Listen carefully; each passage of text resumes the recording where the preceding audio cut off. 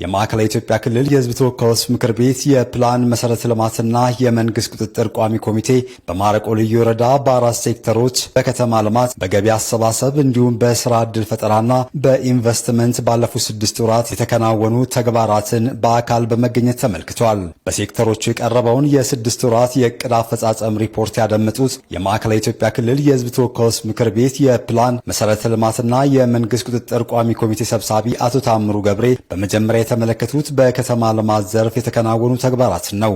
ለአብነት አሁን ከተማ ልማት ላይ የተጀመሩ ስራዎች ህዝብን አስተባብሮ መንገድ የመክፈት ኮሪደር ልማትን ደግሞ የህብረተሰብን አሳትፎ ወሰን የማስከበር ስራና አቅዶ ወደ ስራ ለመግባት እያደረጉ ያሉ እንቅስቃሴዎች በጣም የተሻሉ እንደሆነ ለማየት ሞክረናል። ከቤት አቅርቦትም በተለይም የአቅመ ደካሞችን ቤት ገንብቶ ለማስረከብ ያደረጉትን ጥረት በአካልም ለማየት ሞክረናል። በተለይም ተሰርቶ ቤት ያገኙ እናቶች ደስታቸው በጣም ወደር የሌለ ነው። ይሄን ስናይ እውነትም ሰው ላይ ትኩረት አድርጎ መስራት ምን ያህል ሰውን እንደሚያስደስት ለማየት ሞክረናል ማለት ነው። ገቢን በአግባቡ መሰብሰብ ካልተቻለ የታቀዱ ልማቶችን ማሳካት አይቻልም ያሉት አቶ ታመነ ገብሬ ከዚህ አንጻር የማረቆ ልዩ ወረዳ የተሻለ አፈጻጸም ማስመዝገቡን ተናግረዋል። እዚህ ወረዳ ቆይታችን ልዩ ወረዳ ቆይታችን በጣም ደስ አለኝ። በተለይም ገቢ ላይ የተጀመረው ንቅናቄ በጣም ተስፋ የሚሰጥ ነው። ገቢን መጀመሪያ መረጃ ከማደራጀት ጀምሮ ምን ያህል ገቢ አቅም አለን የሚለውን ለይተው ከመሄድ ጀምሮ ቀጥሎ ደግሞ በቅንጅት በተለይም ሌሎች ቦታ ላይ ብዙ አፈጻጸም ዝቅ የሚለው ማዘጋጃ ቤታዊ ገቢ ነው። ማዘጋጃ ቤታዊ ገቢ መሬት አቅርቦት በሌለበት ደረጃው እንኳ ሌሎች ስራዎችን በመስራታቸው 63% ነው ከአመቱ ማለት ነው። ከፍ ያለ አፈጻጸም እንዳለ ወስተናል። በልዩ ወረዳው የኢንቨስትመንት ፈቃድ ወስደው ወደ ስራ ለመግባት ከሚጠባበቁ ባለሀብቶች መካከል የነዳጅ ማደያ ፈቃድ የተሰጣቸው አቶ ጤንሾ ይጠቀሳሉ። ባለሀብቱ እንደሚሉት በመንግስት ፈቃድ ተሰጥቷቸው የነዳጅ ማደያ ቢገነቡም ወደ ስራ መግባት እንዳልቻሉ ቅሬታቸውን ይገልጻሉ። መንግስት ነው የሰጠኝ ቦታውን 2000 ካሬ ሜትር ይሄን ይመስላል። ይሄን ቦታ ተቀብያለሁ፣ ገንብቻለሁ። ያለኝን ንብረት እዚህ ላይ አፍስሻለሁ። ወደ 18 ሚሊዮን 20 ሚሊዮን አካባቢ እዚህ ላይ አፍስሻለሁ በግንባታ ላይ ማለት ነው። ይሄን ሁሉ ነገር ከጨረስኩ በኋላ እንግዲህ አሁን ስራ እየጠበቅን ነው። ከልጆቼም ከቤተሰቦቼም ጋር መተዳደሪያችንን በሙሉ እዚህ ላይ ነው ያዋልነው። አሁን ስራ እየጠበቅን ነው። የማረቆ ልዩ ወረዳ ኢንቨስትመንት ኢንዱስትሪ ልማት ጽህፈት ቤት የጽህፈት ቤት ተወካይ አቶ ግርማ ሊሬ ባልቻ በበኩላቸው የተነሳው ቅሬታ አግባብ መሆኑን ገልጸው ችግሩ እንዲፈታ ጉዳዩን ለሚመለከተው የክልል መንግስት ጥያቄ ማቅረባቸውን ተናግረዋል። እንደ ክልል ለክልል ማሳወቅ ያለብንን ነገር አሳውቀናል።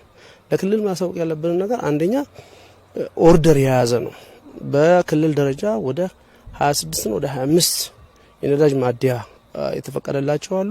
ኦርደር ነው የሚሉት። አሁን ጊዜው አልደረሰም ኦርደር ነው ይላል። ነገር ግን አሁን ክልሉም ለኛ በትኩረት መስራት ያለበት ከእኛ አንጻር ኦርደር የሚያስፈልገው ጉዳይ አይደለም። አንደኛ ማደያ የለንም፣ ሁለተኛ ደግሞ በነዳጅ ቁጥሩ በጀሪካንና በሮቶ ነው እየመጣ እነዚህ በራሱ አላስፈላጊ እንግልት ውስጥ እየወደቁ ነው ያሉት። ለኢንቨስትመንት የወሰዱትን መሬት አጥረው እንዳያስቀምጡና ወደ ስራ እንዲገቡ የተሰጠው ትኩረት መቀጠል አለበት ያሉት አቶ ታመነ ገብሬ በአራቱም ሴክተሮች ህዝብን ተጠቃሚ ለማድረግ የተሰሩ ስራዎች ውጤታማ መሆናቸውን ገልጸው ጉድለቶችን ማረም ይገባል ብለዋል።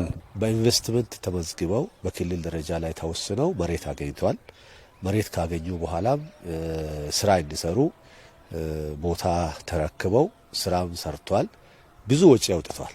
ያን ካደረጉ በኋላ ማደያ አገልግሎት እንዲያገኝ አለማድረግ ትልቅ ቅሬታ ፈጥሯል። ብዙ ነገር ነው ኢንቨስት አደረገው፣ ብዙ ሀብት ነው ያፈሰሰው። ያ ሀብት ፈሶ ያለበትን ወደ ስራ እንዲገባ አለማድረግ፣ በቂ ክትትል አለማድረግ፣ ለጥያቄ ተገቢ ምላሽ አለመስጠት ጉዳይ እንዳለ አይተናልና ለሚመለከተው አካል ይሄንን አቅርበን ወደ ስራ መግባት አለበት። ሁለተኛ ልዩ የሚያደርገው ይሄ ልዩ ወረዳ አንድም ማደያ የለውም። ስለዚህ ሌላ ኢሹ ማለት ነው። አንድም ማደያ የለም። ያሉ ማደያዎችም ከተሰራ በኋላ አገልግሎት አላገኙም፣ ቆሞ ነው ያሉትና ጥያቄያቸው ተገቢ ጥያቄ ነው። ስለዚህ የሚመለከተው አካል ቶሎ ብሎ ምላሽ መስጠት አለበት። ከከተማ የፈርጅ ለውጥና በክልል መደረግ ስላለበት ድጋፍም ተከታዩም ብለዋል። በጥቅሉ ስናይ እንደ ክልል በየዘርፉ እንደ ክልል መታየት አለባቸው ዋና ዋና ነገሮች አሉ። ቅድም እንዳነሳሁት ከተማ ልማት ላይ በኢንተርፕራይዝም በኢንቨስትመንትም የክልሉ ድጋፍ ያስፈልጋቸዋል። ከዚህ አንጻር የመጀመሪያው ፈርጅን መቀየር ነው። ቀጥሎ ያለው ደግሞ ፕላኑን መዋቅራዊ ፕላን ወደ ታች ማውረድ ላይም መደገፍ አለባቸው።